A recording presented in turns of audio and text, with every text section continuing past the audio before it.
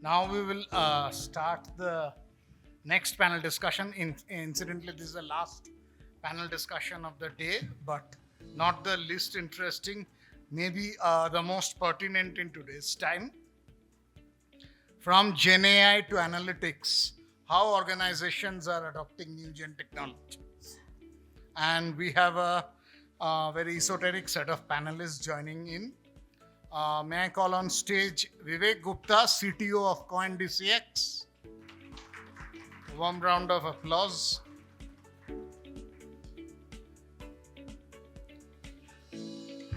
Sandeep Mukhopadhyay, co-founder and CTO of FreightFox.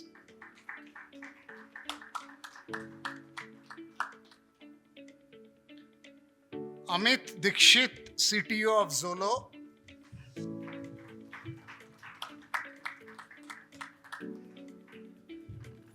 Vaibhav Magon, founding team and head engineering and AI of CheQ.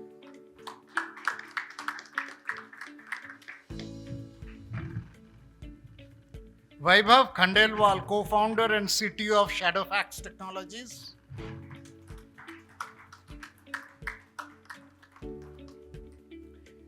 Chinmaya Suryavamse, manager IT HCG Hospital.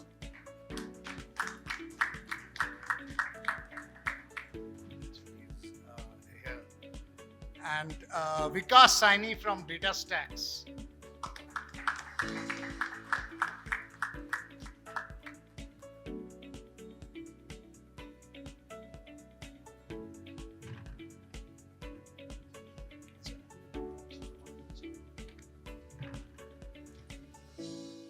No, it's okay.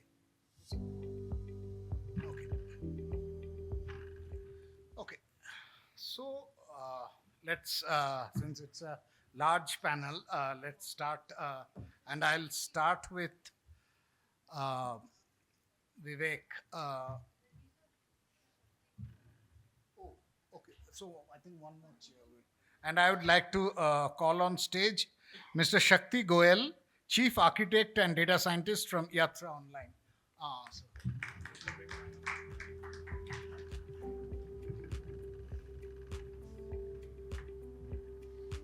Okay. So I'll again, like all the panels from the morning, like to put a common question in the first round to all the panelists. Lot of things are being written about, talked about, mentioned about Gen AI deployment in an Indian organization. Leave aside the marketing hype or all the excitement. How are Indian enterprises looking at which are the areas where they are seriously looking at Gen AI deployment, and how is those Gen AI deployment really enhancing the decision-making capabilities of those organizations? This is a common question I'd like to put to everyone, starting with you, Vivek.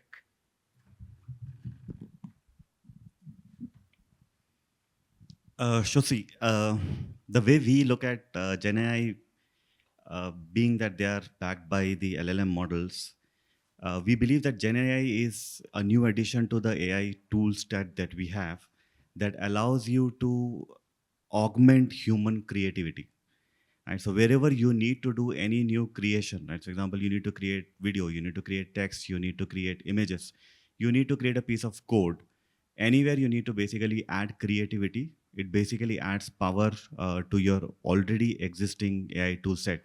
So for example, if you had a prediction model, but you wanted to use that prediction model to predict based on whatever I am going to ask you, then I would be using Gen AI to understand the intent of what I'm trying to ask, then deliver it to a prediction model to predict the response. And so therefore, in a way, it is augmenting what a human would do to an existing tool set. And so when we say you can actually augment human creativity using AI models, it actually opens up a whole plethora of options for you. It actually opens up a whole area segment where you can actually start deploying it. As an example, I think the most common use case now we're seeing is to use it for chatbots, right? We basically create, how do you reduce your contact ratio? How do you basically reduce your agent contacts, etc. And that is where I think, obviously, GenAI has a lot of role to play. And the interesting thing in the more recent past is that we are actually enhancing this beyond just text. We're getting into a world where you can actually have fulfilling real world conversations as if you're talking to a human, using the Gen AI models that you recently have. Other than that, at least from where I come, we're considering it to use for other things, like because we are from crypto Web3 world, which is actually a very new world for people. We're actually sort of contemplating implementing it in areas where people can understand what Web3 is. For example, if I want to understand what crypto means, I want to understand what BTC is, how the market is, so you can actually use all of that sort of questions from the people, take the data from the global data set, and then be able to answer those questions. Other than that, we also have a lot of, we're actually using it for productivity purposes. We are trying to evolve it around the areas of, code implementation. We are trying to see if we can augment the work that our developers are doing to increase developer efficiency. Because a large part of our development work, or in any organization, development work is kind of repetitive in nature. So whatever is repetitive in nature, can you actually offload that to, Gen AI? We have actually looked at examples of where we are able to produce full set of modules. If you are able to give right instructions, you're able to train your model right, you're able to give full set of instructions to the Gen AI and be able to generate full models, 5, 7 models generated, that actually augments the developers' bandwidth. That basically helps them be more efficient.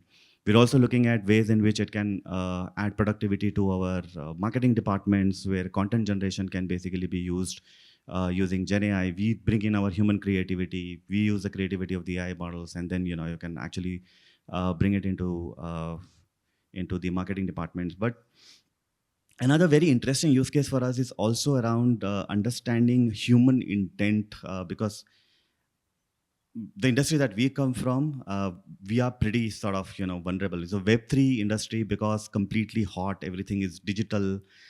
It becomes very challenging for you to manage against scams that people may have, fraudsters that are there, and for whatever reason that is more rampant in our industry than anywhere else. And so we have to make sure that we are able to protect our users against those attacks. And so we are actually looking at multiple options where we could predict, using a lot of models that we are building, if a particular, say for example, an asset is going to go completely bust, if the holding patterns, etc., are where users could be protected against that, and all such security aspects where we believe that Gen AI has a lot of role to play, augmented with a lot of other AI models. I think on its own, purely, Gen AI has its own set of limitations. Very conversational in nature. You can bring in conversations, but when you start thinking of it as a tool set, which when augmented with a lot of other AI models and put all of them together, that is when I think we are able to come up with the real solutions that we are able to do. As an example, even in a chatbot, if my user is asking me how long it takes for my INR deposit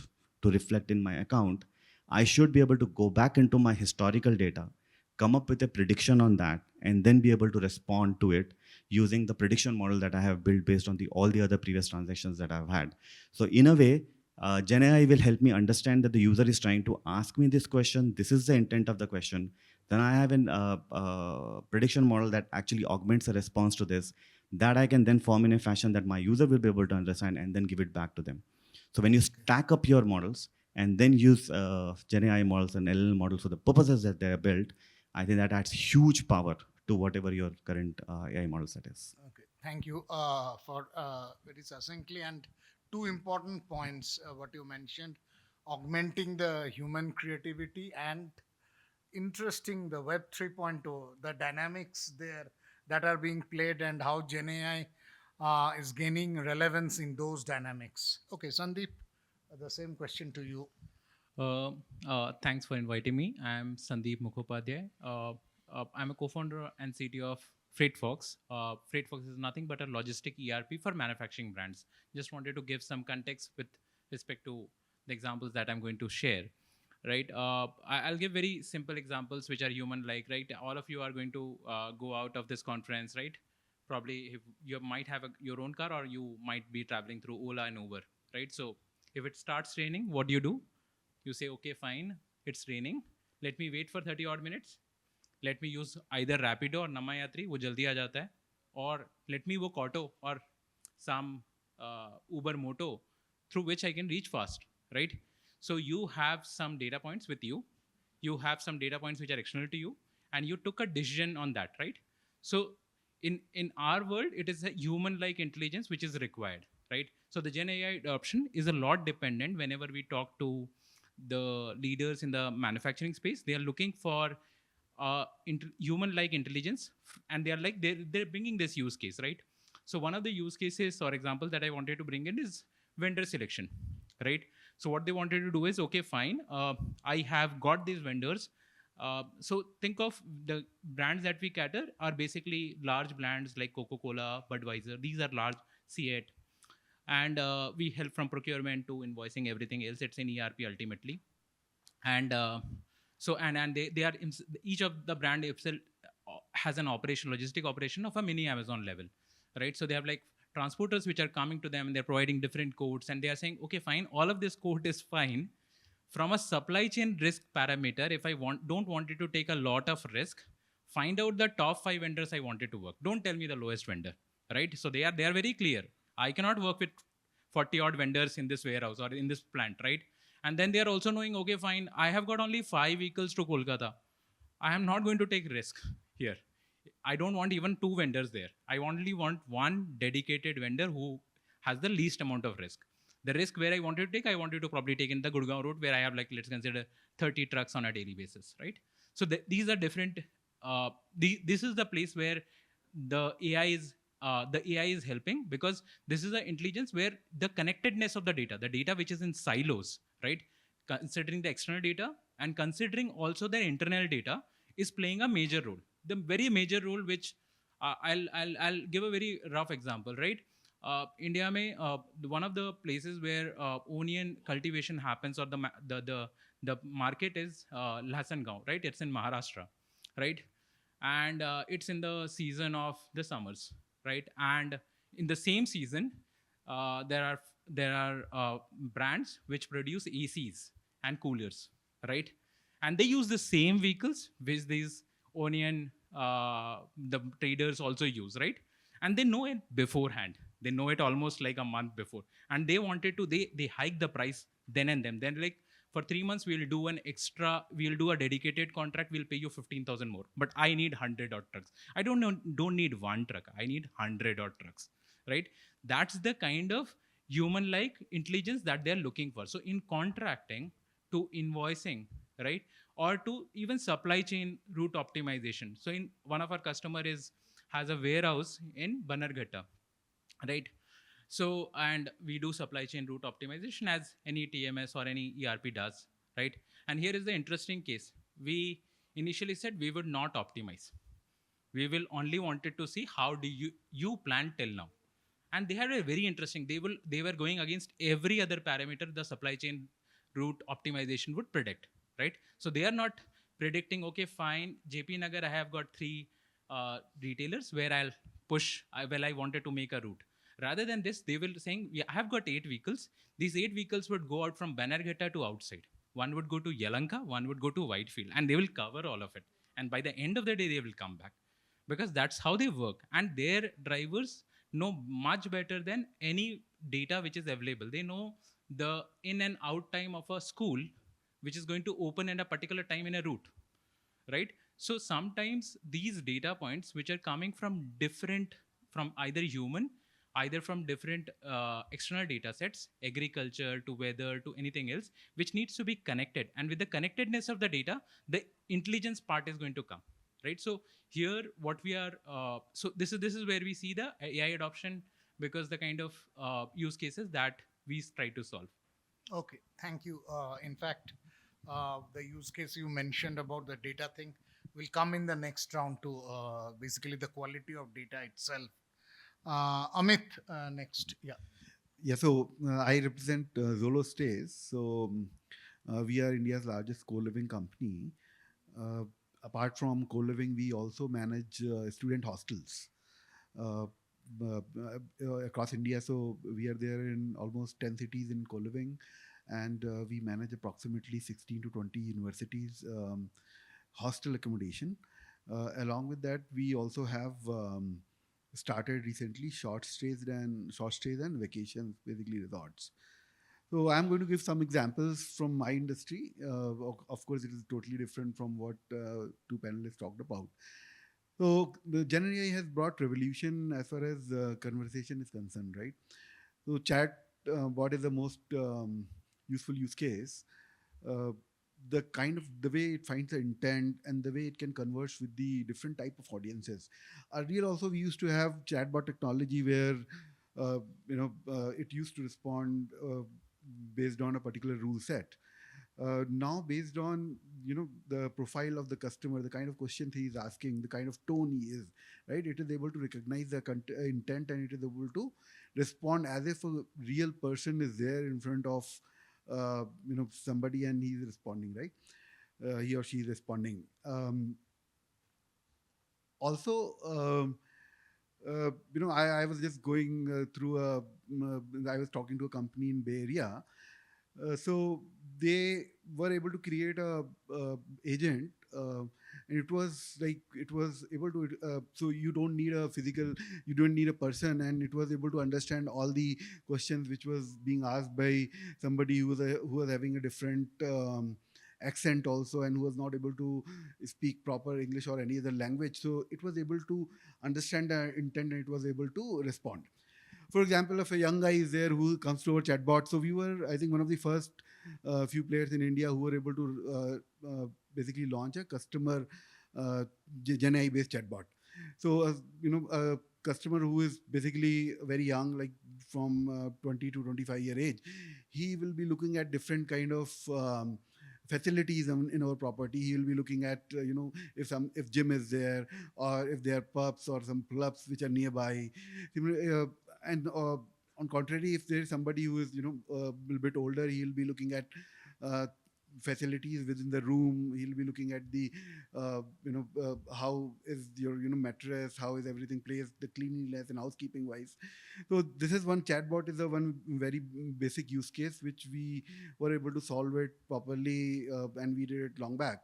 And after that, we also launched a customer chatbot. So a lot of customers, they face problems, and they call our they can raise either tickets, right? They go choose the category of the problems, and then they write about it. Many times they are not able to find the right category, uh, and even if they do it, they are not able to get the response. People don't call them back. So customer chatbot, now when they explain their problems, by using GenAI, we are able to understand the exact category, and we are able to log the ticket against exact category. That's why how we are able to reduce the response time, the total solving time, TAT of the ticket by at least 50%.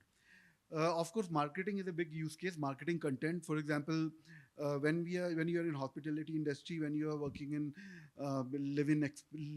you are giving living experience.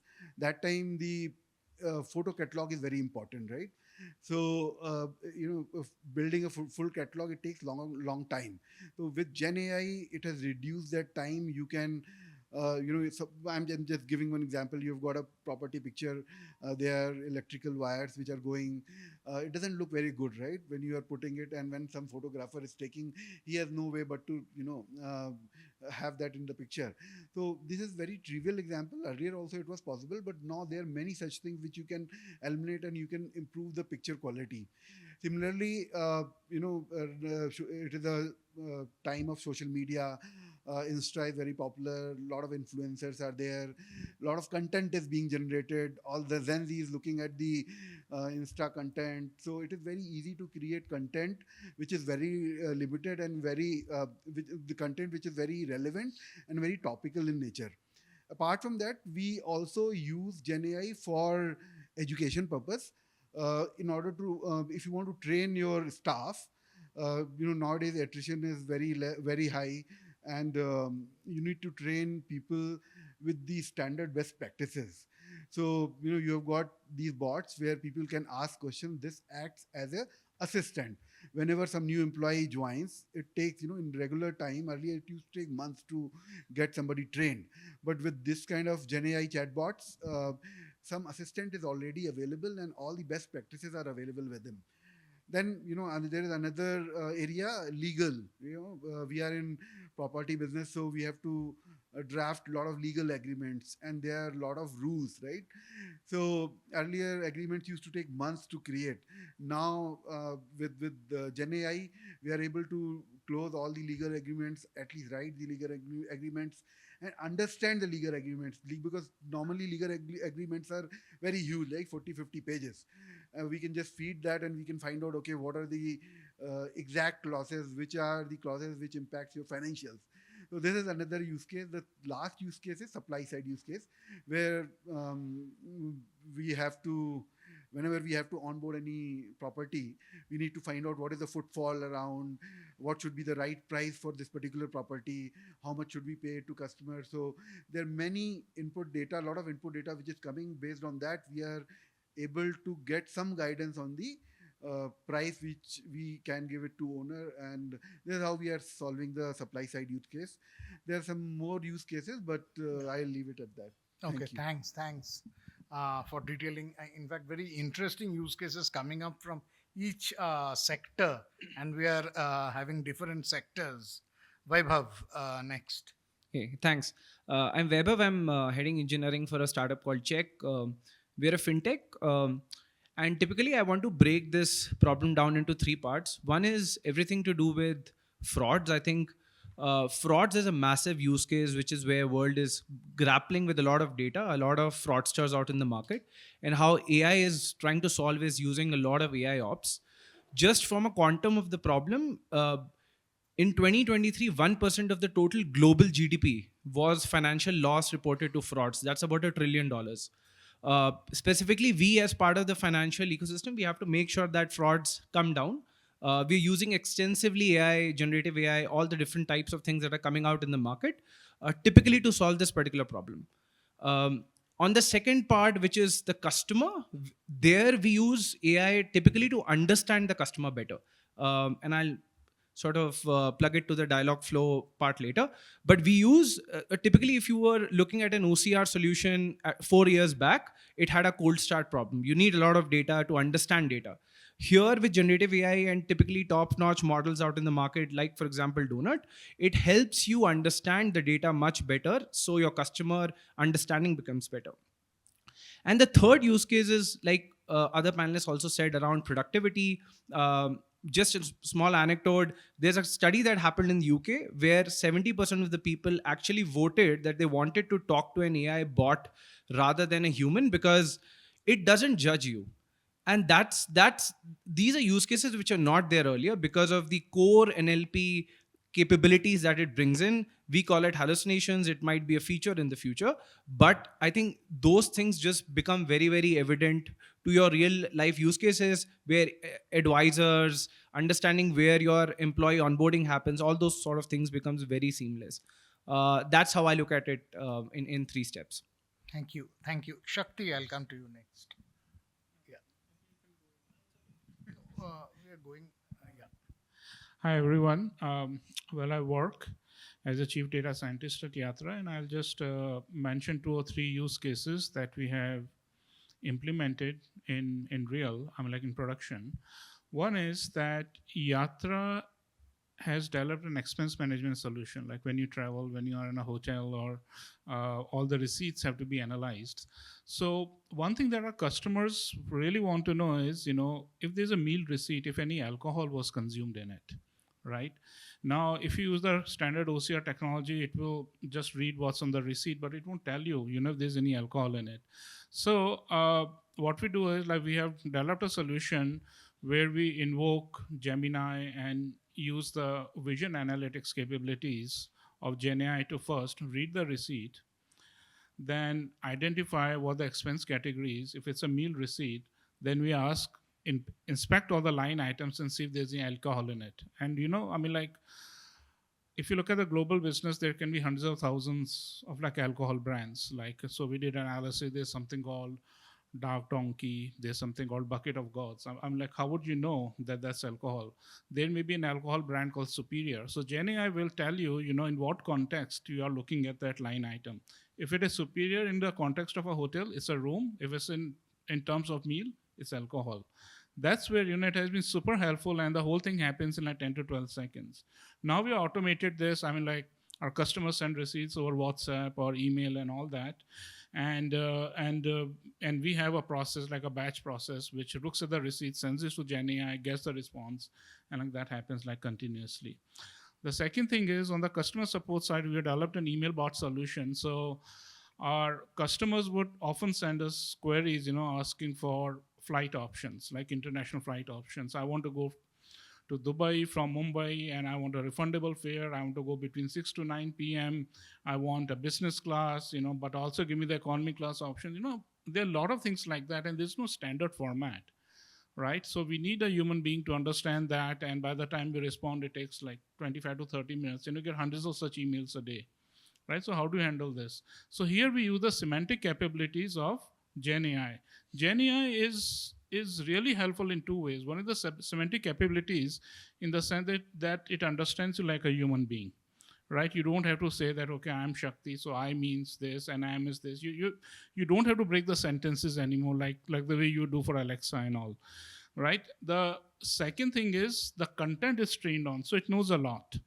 So based on that, we have developed a solution where you understand the intent of that email, and if it's a flight inquiry, then you capture the key fields. Then GenAI can also fire APIs for you. I mean, that is a new enhancement, and you can call your search APIs, and then after that, put everything together and send a nice email. The response goes back in like 2 to 5 minutes, rather than the customer having to wait for 2 hours or 3 hours. And then the response, looks very professional. And we want to implement this for like 20 to 25 use cases that we have. And then we can completely replace, the support, the way we handle support, simply by GenAI. Thank you. Okay, thank you. Thank you. Another interesting case study, another sector. Vaibhav Khandelwal, next I'll come to you. Lot of interesting perspectives. Some I disagree with. AI by very nature judges you. It is made to personalize it is made to give you responses basis the personalization context that is there. Perception of users may differ. I'm honestly unsure. A lot of companies did mention use cases with respect to AI. I'm unsure. I personally would like to learn how on the generative side are they able to scale it up on a larger scale. From our perspective, we are experimenting out stuff, mostly using it at one-off instances. I'll be honest here, I do not see a mass scale or a large scale rollout of GenAI possible in the industry that we operate in right now, and more so in other industries as well. So yeah, that's the reality from my side on this.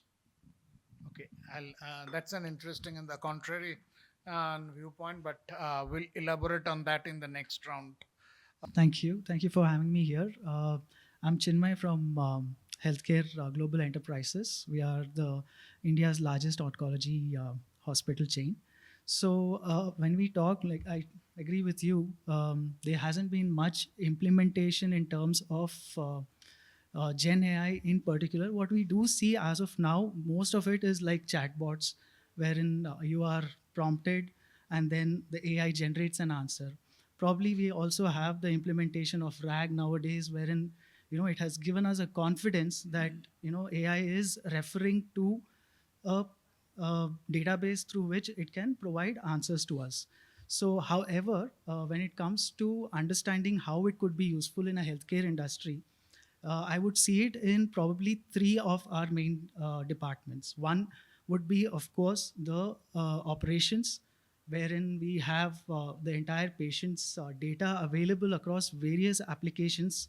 One could be the demographics, one could be the EMR, one could be our lab details. So an AI could actually help in providing this information, consolidate all this information into one and provide it to the doctors to provide proper care plans. So that is one of the places where it would be really helpful. It would reduce the time of the teams who are involved in looking at all the records. Specifically in oncology, we do not have patients who would probably come for just once.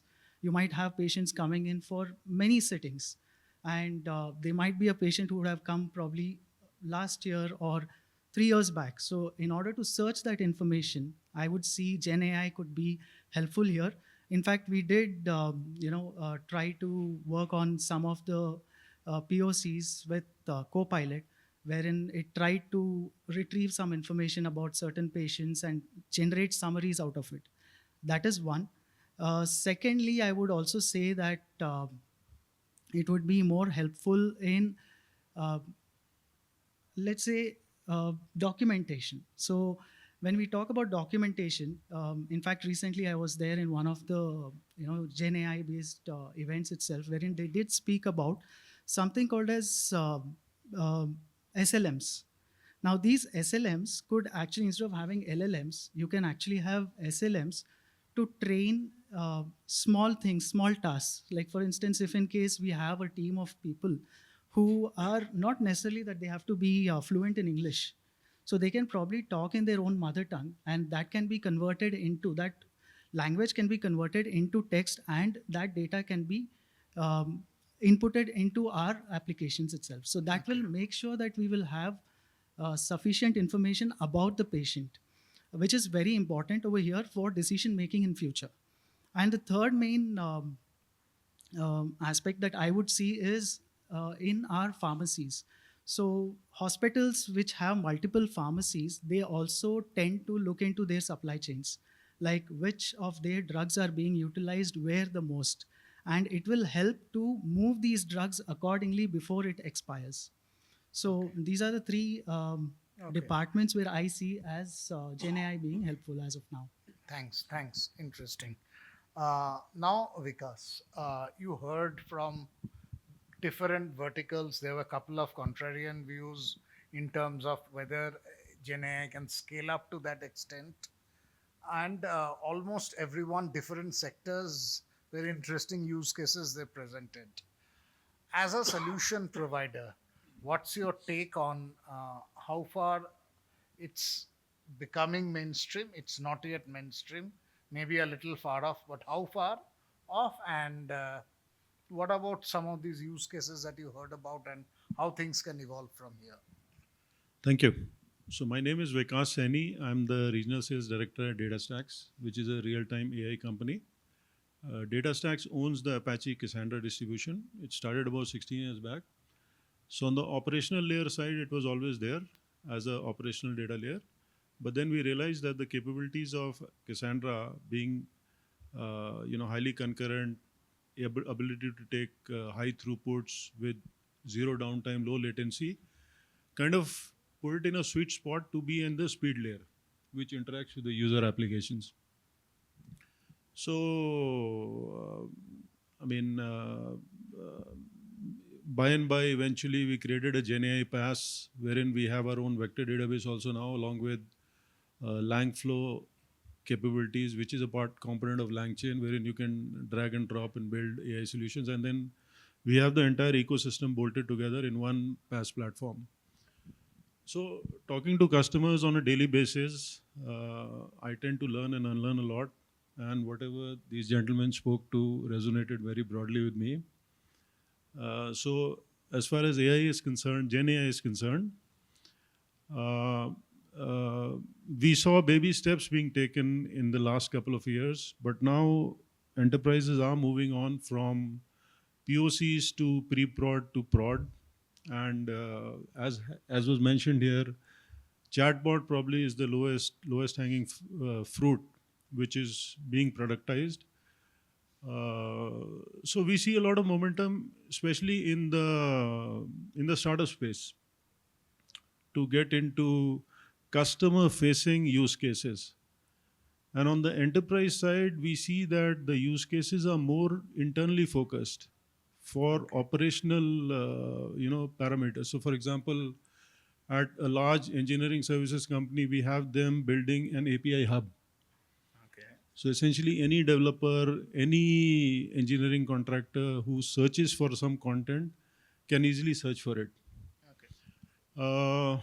In some edtech companies, we see that they've got the LMS, they've got the proctoring system, they've got the examination system, but then now they need to kind of create a Gen AI multimodal, I would say, wherein they can take inputs, text, video, and give multimodal output, whereby they can become a assistant, an intelligent assistant to the students. Likewise, in travel and transportation industry, we have a customer price line, and it's a very interesting sector, travel and transportation. I read somewhere that if you want to plan a travel from New York to San Francisco, there are probably 50 million combinations which you can play with, ranging from the color of the curtain in your hotel room to the time of the flight that you take. So very, very interesting use cases wherein you structure all the moving parts together and create a concrete plan which you can give to the end customer. And then there are large companies, enterprises. See, with enterprises, the challenge is that they're looking at guardrails. They need very strong guardrails. Without that, they just cannot afford going out to the end customer. Exactly. So we see trends picking up from the governmental level, from the industry level of Gen AI guardrails being built up. And NVIDIA has taken a step in that. Their NIM architecture contains guardrails, and we incidentally have co-created our Gen AI platform with NVIDIA. Again, in the fintech space, we have large banks. So, for example, there's a agency which the check processing is outsourced to that agency from all the banks. So their fraud detection becomes critically important. Each copy of the check has to be scanned, and then parameters have to be written wherein it can scan out the fraudulent checks, and then it's a co-pilot model. So we see people moving from co-pilot models to an entirely independent Gen AI model. And with so I'll give you an example of a large manufacturing company where due to the volatility of the supply chain, they needed Gen AI for them to predict on pricing and the manufacturing for different markets. So they used to take in various market intelligence reports and current reports, and they had a team of people scanning them to figure out where are the vulnerabilities, what are the projections. But then now that has been completely, put onto Gen AI.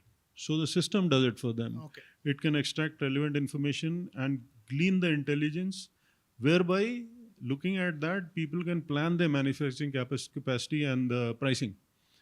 So it's still in the works. We're looking at potential use cases for RAG along with knowledge graphs, and we're also seeing model tuning come into place.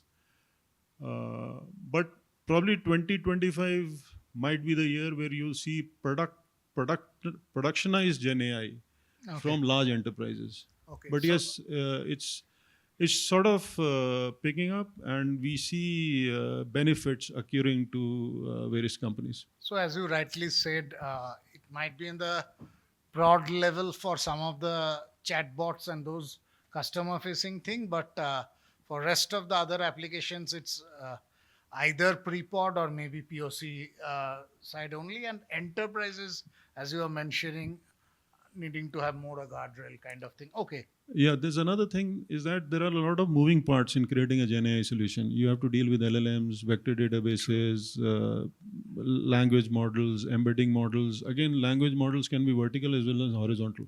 Okay. They are mostly vertical, but horizontal language models also coming up. You will see growth in India-specific language models. So, regionalization, recommendation to. So as and when the technology matures, we will see more and more use cases in production. Okay, thank you. So I'll just come to each panelist and give 1 minute to each of you. There's paucity of time and there are quite a few panelists. And One common question will be to each of you, which is a very, very generic laymanish question, but which is being asked very pertinently.